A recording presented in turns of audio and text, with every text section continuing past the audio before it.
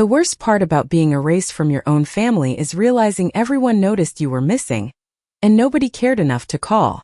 I was sitting alone at my kitchen table early Sunday morning when Facebook showed me a memory from 8 years ago. It was a photo of my old Thanksgiving dinners back when my husband Robert was still alive.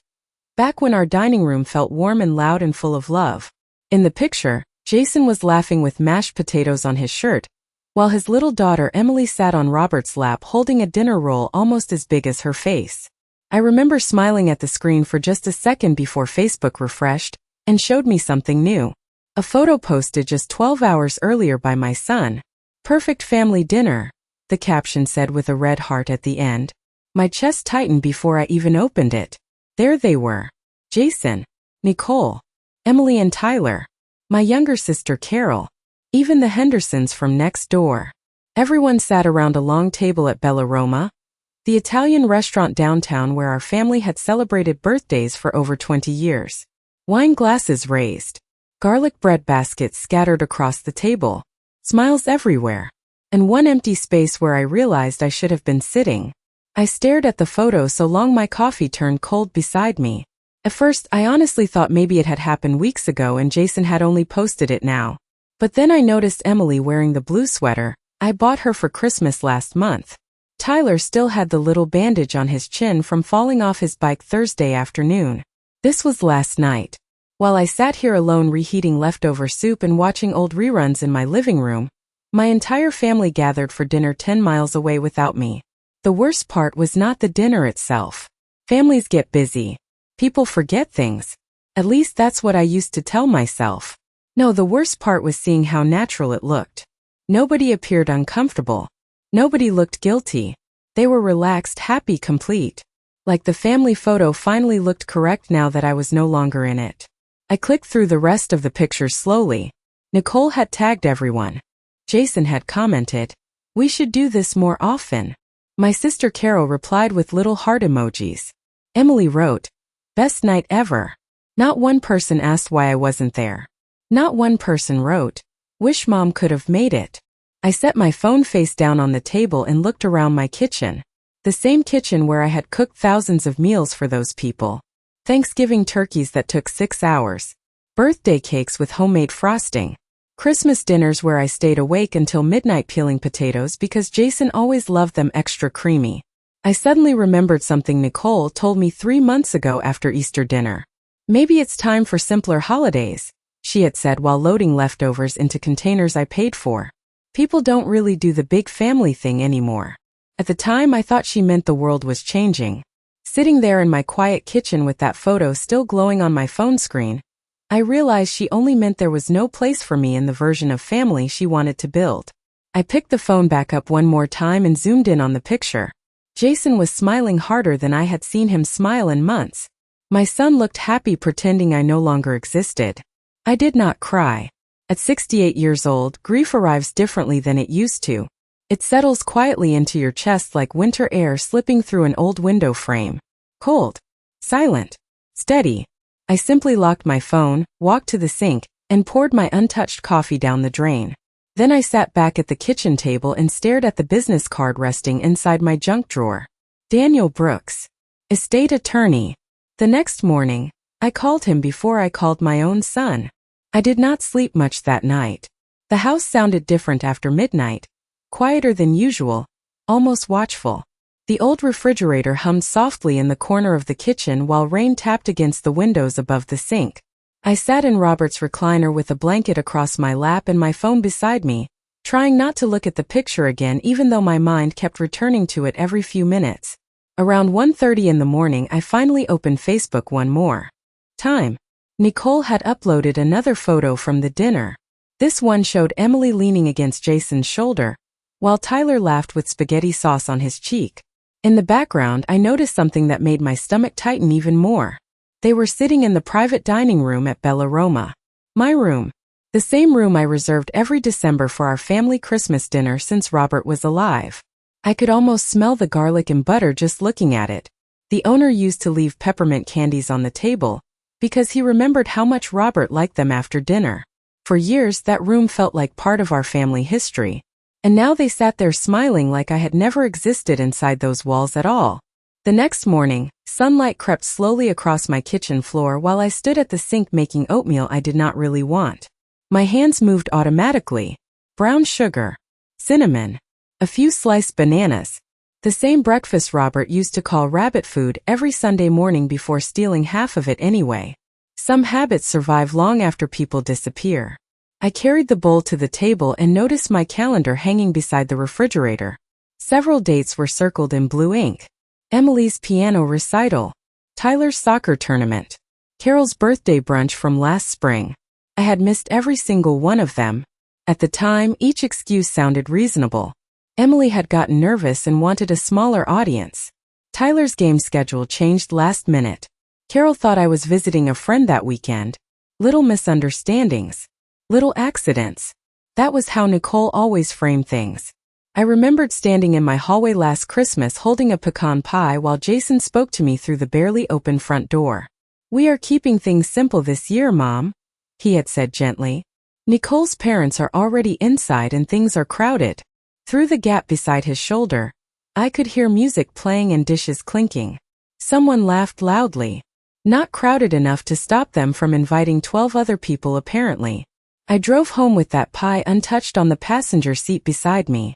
Back then I convinced myself families changed as children grew older. But sitting there now, I finally saw the pattern clearly. Nicole never pushed me out in dramatic ways. She did it softly, quietly. One missing invitation at a time. One forgotten phone call. One changed plan. One family dinner photo where everybody slowly learned how to smile without me. At exactly 8:15 that morning my phone rang. It was Carol. I watched her name flash across the screen for several seconds before answering. "Helen," she said carefully, "I hope you are not upset about dinner last night. Nicole thought Jason invited you." I almost laughed at how predictable that sounded. "Did anybody ask where I was?" I said quietly. Carol hesitated. Just long enough to tell me the truth without saying it directly. "I assumed you were busy," she answered finally. "Busy?" I looked around my silent kitchen with the untouched oatmeal cooling in front of me. For the first time in months, something inside me stopped hurting and started hardening instead. After we hung up, I opened the junk drawer beside the refrigerator and took out Daniel Brooks's business card again. Then I picked up my phone and scheduled the first appointment available. Daniel Brooks's office sat on the third floor of an old brick building near the town courthouse, the kind of place that still had brass directory signs and carpeted hallways that smelled faintly of coffee and paper. Robert and I first met Daniel almost 20 years ago when we updated our wills after Jason got married. Back then we sat side by side holding hands across the polished oak desk while Daniel explained trusts and property taxes in his calm, steady voice. I remember Robert squeezing my fingers under the table and joking that we were finally becoming official old people. Walking into that same office alone felt strangely heavier than I expected. The receptionist recognized me immediately. "Mrs. Whitmore," she said warmly, standing up from behind the desk. "It is good to see you again." I smiled politely even though I did not feel much like smiling anymore. Daniel came out moments later looking older than I remembered. His hair almost entirely silver now, but his eyes remained kind. "Helen," he said softly as he shook my hand. "I was sorry to hear about Robert." I thanked him quietly and followed him into his office.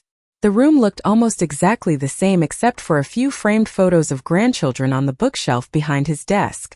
For a moment I found myself staring at them longer than necessary. Families smiling at beaches. Families gathered around birthday cakes. Families making room for each other. Daniel waited patiently while I settled into the chair across from him. "What can I help you with today?" he finally asked. I looked down at my purse resting in my lap. I had rehearsed this conversation all morning while driving here through gray February rain, but now that the moment arrived, the words felt strangely difficult to say out loud. "I think my family has been preparing for my absence long before I realized it," I said carefully. Daniel's expression changed slightly. Not shocked, just attentive. The way experienced lawyers look when they know there is more pain behind a sentence than the sentence itself reveals.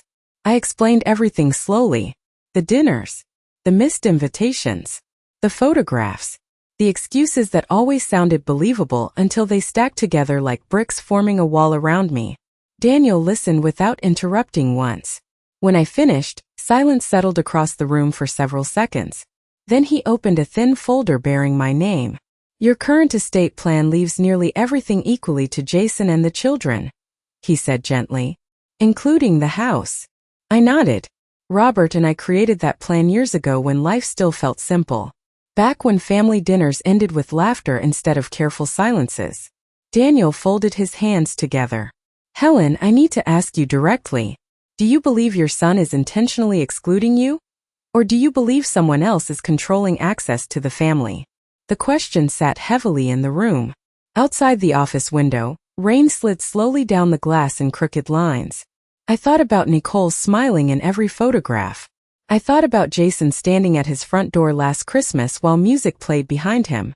Most of all, I thought about how quickly people become comfortable with your loneliness when it benefits them.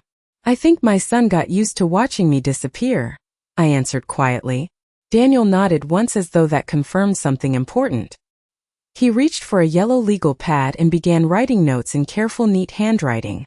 "Then perhaps," he said calmly, "it is time to make sure your future reflects the reality of your present." For the next hour, we reviewed every account Robert and I had built together over 42 years of marriage. The house, the savings, the investment fund for Emily and Tyler's education. By the time I finally stood to leave, something inside me no longer felt fragile. Sad, yes, but not fragile. Daniel walked me to the door himself. "You are allowed to stop rewarding people for neglecting you," he said softly before I left. I carried those words with me all the way home. 3 days passed before Jason finally called me. His name appeared on my phone late Thursday afternoon while I was folding laundry in the living room. For a moment, I simply stared at the screen vibrating against the coffee table beside Robert's old reading glasses. I almost let the call go to voicemail, but after a few seconds I answered anyway. "Hey, Mom," Jason said casually, like nothing had changed. Like people did not slowly erase each other one ignored invitation at a time. "Hi, sweetheart," I replied quietly. There was noise behind him. Silverware clinking. A television somewhere in the background. Family sounds. Familiar sounds. Sounds I had not been part of in a very long time. "How have you been?" he asked. The question felt rehearsed somehow. Careful. Obligatory. I looked down at the towel folded neatly across my lap. "I have been fine," I answered. Silence stretched briefly between us before he cleared his throat. "Nicole wanted me to check on you," he said. Of course she did. Nicole never forgot appearances. "That is thoughtful," I replied politely. Another pause followed. I could almost hear him searching for safer conversation. "Emily has another piano recital next Friday," he finally said. "You should come if you want." "If you want." Not "we would love to have you there." Not "Emily misses you." Just a polite invitation offered the same way someone reminds a neighbor about a community meeting. "What time is it?" I asked. Papers shuffled faintly on his end. "Actually, I am not sure yet. Nicole has the details." I closed my eyes briefly. There it was again. Nicole holding the information. Nicole managing access. Nicole standing between me and my own family like a gatekeeper nobody acknowledged. "I see," I said softly. Jason hurried to fill the silence. "Things have just been busy lately, Mom. Work has been crazy. The kids have activities every weekend." I listened quietly while he explained the pressures of a life I once helped build. I remembered staying awake beside hospital beds when he had childhood fevers, driving him to baseball practice in snowstorms, working extra shifts at the bank after Robert got laid off in 1993 so Jason could still attend summer science camp. Funny how motherhood slowly turns into invisibility once your usefulness becomes familiar enough. "I understand," I told him. And strangely I did. Not because his excuses were true, but because I finally understood something deeper. Jason no longer saw exclusion as cruelty. To him it had simply become normal. Comfortable. Somewhere along the way, he stopped noticing my absence because Nicole trained the entire family to treat it as ordinary. Before hanging up, Jason hesitated again. "By the way," he said carefully, "Nicole is planning a family dinner next weekend. Just immediate family. You should come. I almost smiled at the phrase immediate family, as though I had not spent 40 years creating the very family they now carefully organized around me. That sounds lovely, I answered calmly. Text me the details. Sure, he said quickly. Nicole will send everything over. After we hung up, I placed my phone face down on the coffee table and sat very still. Outside the living room window, snow had started falling lightly across the backyard, tiny flakes drifting slowly over Robert's old bird feeder near the fence. I suddenly remembered something Daniel said during our meeting. Your future should reflect the reality of your present. The reality was painfully simple now. My son still loved me in the shallow, distant way people love old photographs stored safely in drawers. But Nicole controlled the life happening in front of him now. And every time he chose comfort over courage, he allowed her to redraw the borders of our family without me inside them. That evening I opened Facebook again. Nicole had posted another family picture from years ago. Emily sitting on my lap carving pumpkins beside me. The caption read, "Family traditions are everything." I stared at the screen for a long time before quietly closing the app. Some people only value traditions after they finish removing the person who created them. Saturday afternoon arrived gray and bitterly cold, the kind of February day where the sky looks heavy enough to collapse onto the rooftops. Nicole finally texted me the dinner details around noon. Bella Roma again. 6 o'clock. Immediate family only. I stared at the message longer than necessary. Not because I felt excited to go, but because I suddenly realized something unsettling. They kept returning to places filled with my memories, while pretending I no longer belonged inside them. I spent most of the afternoon moving quietly through the house, dusting bookshelves, watering the small ivy plant near the kitchen window, folding dish towels already folded neatly the day before. Nervous habits. Robert used to call them my storm warnings. Around 4 o'clock, I walked upstairs to get dressed and paused in front of the hallway mirror. For a moment, I barely recognized the woman staring back at me. My silver hair needed trimming. Fine lines framed my mouth more deeply than they used to. But my eyes looked different now too. Sharper somehow. Less willing to look away from painful truths. I chose a dark green sweater Robert once bought me during a weekend trip to Vermont years ago. It matches your eyes, he told me that night while snow fell outside our hotel window. Funny how certain memories remain warm no matter how cold life becomes afterward. Bella Roma buzzed with noise when I arrived. Families crowded near the entrance waiting for tables while waitresses balanced trays loaded with steaming pasta and wine glasses.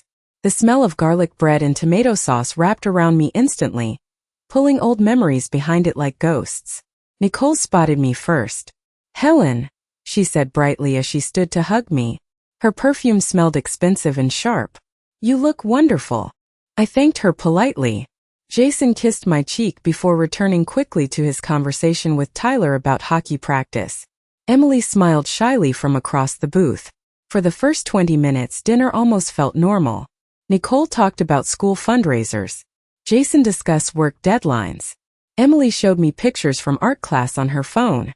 I listened quietly while warm candlelight flickered across the table. Looking at us from a distance, nobody would have guessed how carefully this family learned to survive around empty spaces. Halfway through dinner, Nicole suddenly reached into her purse and pulled out several folded papers. "Actually," she said lightly, "since everyone is here, maybe we can finally discuss the house situation." My fork paused halfway to my plate.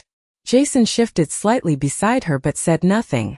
Nicole spread the papers neatly across the table beside the bread basket. Real estate brochures. Photos of modern senior communities with smiling gray-haired couples walking through gardens. My chest did not tighten the way it might have weeks ago. Instead, a strange calm settled over me. "We just worry about you being alone in that big house," Nicole continued smoothly. "The stairs. The maintenance. It is probably overwhelming. Overwhelming. The same house where I raised Jason. The same staircase where he once slid down in socks every Christmas morning.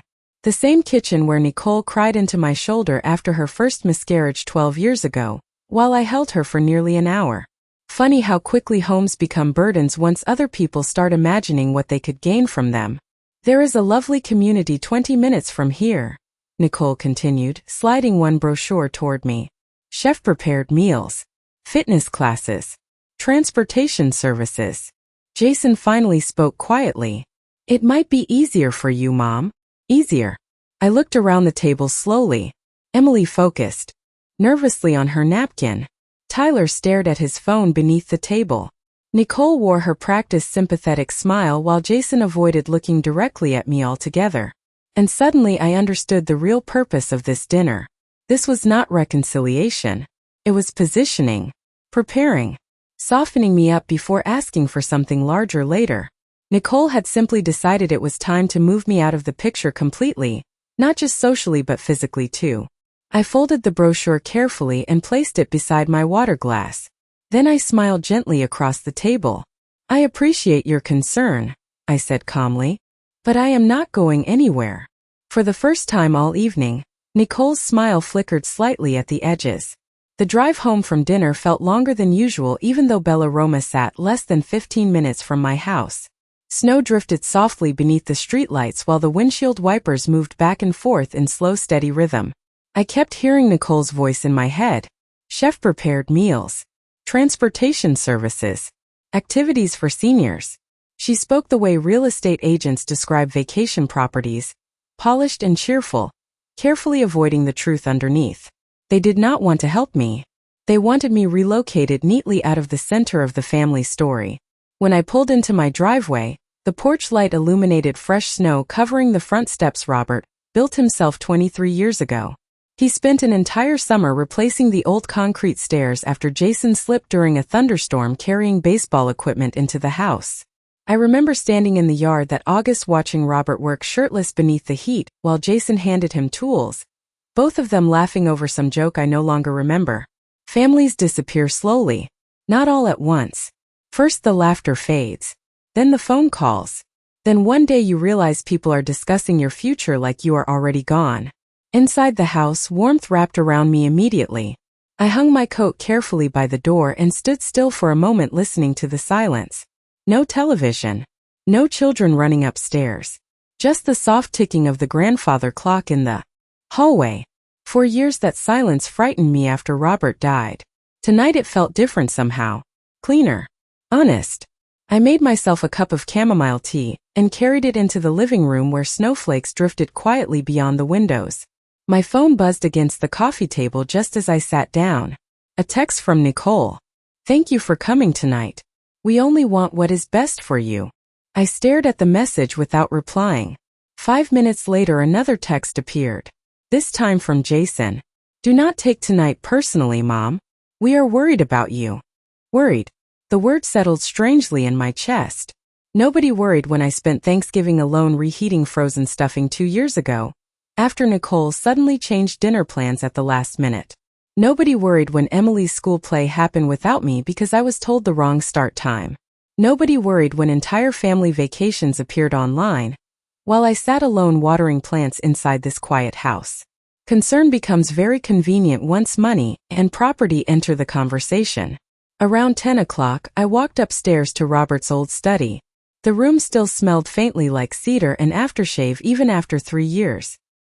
His framed navy photograph remained on the bookshelf beside stacks of financial records organized neatly in labeled boxes. Robert believed paperwork prevented chaos. People reveal themselves during funerals and inheritance discussions, he used to say. That is when character gets expensive. At the time I laughed whenever he said things like that. Now I understood exactly what he meant. I opened the locked cabinet beneath his desk and pulled out the large blue binder containing our estate documents. Trust information, property records, investment accounts, everything Daniel reviewed earlier that week. I sat there for almost an hour quietly reading page after page while snow continued falling outside the study windows. Somewhere around midnight, I noticed something important for the first time. Jason never once asked if I was happy living here. Not once. The conversation at dinner focused entirely on convenience. Easier for me.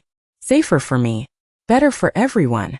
Nobody talked about memories, or comfort, or love. They talked about management, placement, logistics. Like I had slowly transformed from a mother into a household problem waiting for resolution. I closed the binder gently and rested my hand on its cover. Then I made a decision that settled through me with surprising calm. I would not argue. I would not beg for space inside a family already learning how to function without me. But I also would not reward people for quietly removing me from my own life. The next morning before breakfast, I called Daniel Brooks again and told him I was ready to make every change we discussed. The following Tuesday, I met Daniel again just after 9 in the morning. Sunlight poured through the tall courthouse windows this time, reflecting off the polished marble floors in pale gold streaks.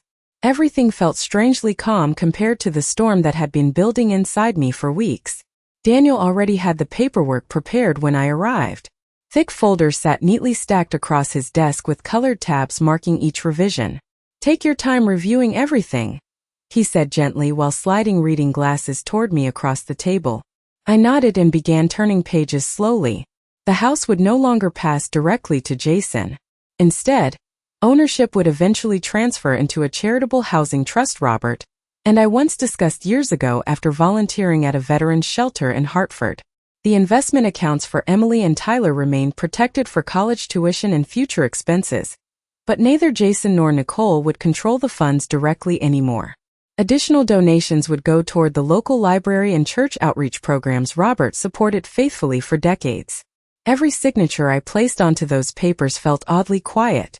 Not angry, not dramatic, just final. Daniel watched me carefully after I signed the last document. "How are you feeling?" he asked softly. I thought about the question for several seconds before answering honestly. "Lighter than I expected," I admitted. And it was true. The sadness remained, of course. Mothers do not stop loving their children simply because those children become disappointing adults. But for the first time in a very long while, I no longer felt trapped inside someone else's version of my life. I drove home afterward beneath clear blue skies while oldies music played softly through the car radio. Somewhere near Main Street, I realized I had not checked Facebook all morning. That alone felt like progress. Around noon my phone rang again. "Nicole." I considered ignoring it but answered anyway. "Helen," she said warmly, her voice polished as always. "I was thinking about you this morning." I almost smiled at the timing. "That is kind of you," I replied calmly. "Actually," she continued, "Jason and I wanted to ask if you would come by Sunday afternoon. The kids miss you." Miss me. Funny how concern grows stronger whenever people sense control slipping away. "I would love to see the children," I answered carefully. Nicole sounded relieved. "Perfect. We can also revisit the housing conversation when you come over. I found a beautiful senior community near the lake with private cottages." There it was again. Always circling back to the same destination. Removal disguised as care. "We will see," I said softly before ending the call. Sunday arrived unusually warm for February. Snow melted slowly along the sidewalks while birds gathered noisily near the maple tree outside Jason's house. I carried a tin of homemade chocolate chip cookies to the front porch, the same recipe Emily loved helping me bake when she was younger. Nicole greeted me with exaggerated warmth the moment the door opened. "Helen, come in," she said brightly. "The children are so excited." Inside, the house smelled faintly of vanilla candles and fresh paint. New framed family photographs lined the hallway walls. Beach vacations, pumpkin patches, Christmas mornings. I noticed immediately that nearly every recent photo showed the same thing. Smiling faces, carefully arranged happiness, and no trace of me anywhere. Emily hugged me tightly when she saw the cookie tin while Tyler barely looked up from his tablet before mumbling hello. Jason emerged from the kitchen carrying coffee mugs and forcing a smile that never quite reached his eyes. "Mom," he said, kissing my cheek. "Good to see you." We sat around the kitchen island making small talk while Nicole moved around the room with restless energy.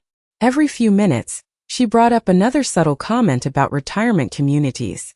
Easier maintenance, better healthcare access, more social activities. Jason stayed mostly quiet beside her, nodding occasionally without fully participating. Then, while Nicole stepped upstairs to answer a phone call, Emily leaned closer toward me across the counter. "Grandma," she whispered innocently, "Mom said you probably will not be living in your house much longer anyway." The room suddenly felt very still. Jason froze halfway through lifting his coffee cup. And for the first time, I saw genuine panic flicker briefly across his face. Emily's words lingered in the kitchen long after she wandered back toward the living room with her cookies. Jason slowly lowered his coffee cup onto the counter without looking at me. Outside the window behind him, melted snow dripped steadily from the gutters into the yard below. Tiny sounds. Quiet sounds. The kind people barely notice until silence makes them impossible to ignore. Emily does not always understand adult conversations, Jason said finally, his voice tight and careful. I folded my hands calmly in my lap. Children usually understand more than adults realize, I answered softly. Jason rubbed the back of his neck the same way he used to before high school exams. Nervous habit. Robert had it too. Mom, he began slowly, Nicole only wants to make sure you are taken care of. There it was again. Taken care of. Such a gentle phrase for something that felt increasingly like removal. Before I could respond, Nicole returned downstairs smiling brightly with her phone still in hand. Everything okay? She asked, glancing quickly between us. Of course, I said calmly before Jason could speak. Nicole relaxed almost immediately. She walked toward the refrigerator and began rearranging fruit inside a glass bowl that already looked perfectly arranged. Nicole always cleaned things when she felt tension building. I was just telling your mother about the lakeside community, she said casually toward Jason. One of the cottages opened up earlier than expected. Earlier than expected. As though my departure had already been placed onto some invisible calendar none of them bothered showing me. I looked around the kitchen quietly. New countertops. Stainless steel appliances. Expensive pendant lights hanging above the island. Jason and Nicole renovated nearly every room in this house over the years while I quietly helped pay for piano lessons, birthday gifts, school clothes, and emergency expenses whenever life became difficult for them. Funny how generosity slowly transforms into expectation once people stop seeing the sacrifice attached to it. Nicole finally sat beside Jason and smiled warmly at me. Honestly, Helen, this could be a fresh start for you. New friends. Activities. Less stress. I thought about the countless nights I stayed awake after Robert died because grief felt too loud inside an empty bed. I thought about birthdays spent alone while family photographs appeared online without me. I thought about sitting quietly at Bella Roma, while my future got discussed beside baskets of garlic bread. Stress had never come from living alone. It came from realizing how easily people adjusted to your absence. You seem very invested in where I live, I said gently. Nicole blinked once before laughing lightly. We just care about you. Jason nodded quickly beside her. Too quickly. Of course we do, Mom. I studied my son carefully then. Really studied him for the first time in months. The tiredness around his eyes. The way he deferred instinctively toward Nicole before speaking. The discomfort hiding underneath his forced calm. And suddenly I realized something important. Jason was not cruel in the sharp, obvious way people expect. He was weak. There is a difference. Cruel people create pain intentionally. Weak people allow it quietly because confrontation feels inconvenient. Nicole reached for her coffee mug again. You know, she added casually, the market is excellent right now too. Houses in your neighborhood are selling incredibly fast. There it was. The truth finally slipping through the polished surface. Not loneliness. Not concern. Property. Opportunity. Timing. For a brief second nobody spoke. Even the refrigerator hum seemed unusually loud in the silence. Then I smiled softly and reached into my purse beside the chair. Nicole's eyes shifted immediately toward the folder resting inside. Jason noticed it too. What is that? He asked carefully.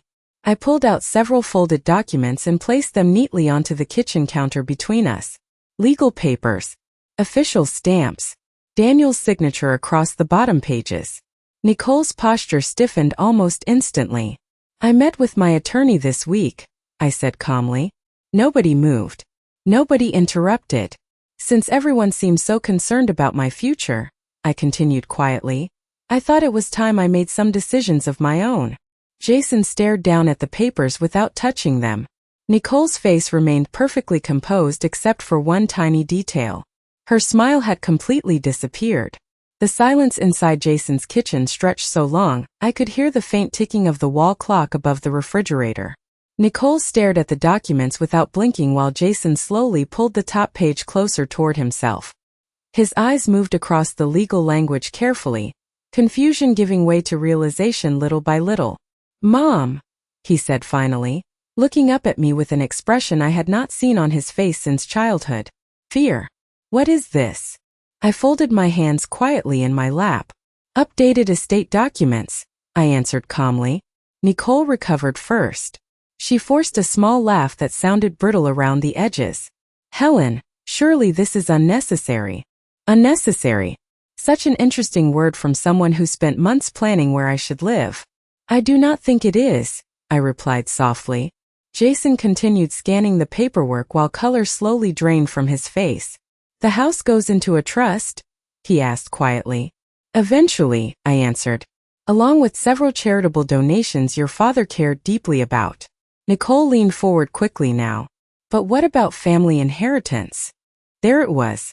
Finally honest. Not concern. Not care. Not safety. Inheritance. I looked directly at her for the first time since arriving that afternoon. "Emily and Tyler will always be provided for," I said calmly. "Their education funds remain protected." Jason looked up sharply. "And me?" he asked. The question hung heavily in the room. Somewhere upstairs, a floorboard creaked softly beneath Emily's footsteps while Tyler's video game sounds echoed faintly from the den. Ordinary family noises surrounding a conversation none of us could avoid anymore. I held my son's gaze quietly. "You stopped making space for me in this family a long time ago," I said gently. "I simply adjusted my plans to reflect that reality." Nicole opened her mouth immediately. "That is not fair." I almost smiled then because fairness had never seemed to trouble her before. Not when family dinners happened without me. Not when holiday invitations quietly disappeared. Not when photographs captured every smiling face except mine. Jason rubbed both hands over his face slowly. For the first time in years, he looked exhausted instead of distracted. "Mom, nobody wanted to hurt you," he said quietly. "Then why was it so easy?" I asked. The room went still again. I did not raise my voice. I did not cry. After a certain age, heartbreak loses its drama. It becomes quieter than that. More tired. "Do you know what hurt the most?" I continued softly. "Not the dinners. Not the vacations. Not even the holidays. It was realizing everybody noticed I was missing, and decided it was easier not to mention it." Jason stared down at the paperwork again without speaking. Beside him, Nicole crossed her arms tightly but said nothing more. Even she seemed to understand there are moments when manipulation no longer works because the other person has finally stopped doubting what they see clearly. I stood slowly from the kitchen stool and picked up my purse from beside the counter. "I did not come here to punish anyone," I said calmly. "I came because I finally understood something your father tried to teach me years ago. Love without respect eventually turns into permission." Jason looked up immediately at that. His eyes appeared glassy now, older somehow. "Mom," he said quietly, "please do not do this." I studied my son carefully one last time. The boy I raised still existed somewhere inside him beneath. Years of avoidance and weakness and comfortable silence. But adulthood reveals character eventually. Not through grand betrayals. Through repeated small choices. "I already did," I answered gently. Then I walked toward the front door while neither of them followed. Outside, the late afternoon sun stretched long shadows across the melting snow. The cold air felt clean against my face as I stepped onto the porch. Before driving home, I sat inside my car for several minutes watching neighborhood children ride bicycles slowly down the street. Life continuing forward the way it always does. That evening, I posted a single photograph online for the first time in months. Just me sitting beside two women from church at a small cafe downtown.